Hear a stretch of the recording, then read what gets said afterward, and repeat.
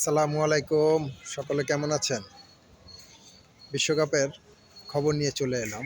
আজকে আপনাদের জানাবো বিশ্বকাপের ২০২৬ বিশ্বকাপের বল সম্বন্ধে। এবারের বলটির অফিসিয়াল নাম হলো ট্রায়ন্টা।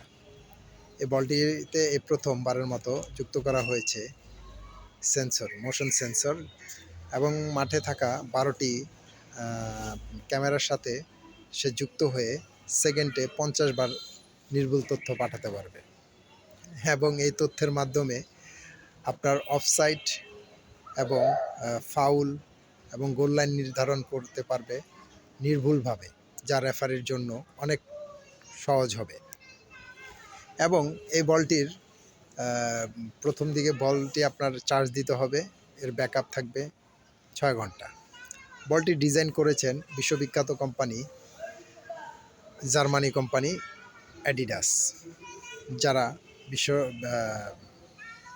স্পোর্টস খেলাধুলার সামগ্রীতে এক বিশ্বস্ত প্রতিষ্ঠান এবং খুব স্বনামধন্য একটি কোম্পানি। এবং এবারের বিশ্বকাপ হবে মোট ৩টি দেশে: আমেরিকা, কানাডা, মেক্সিকো।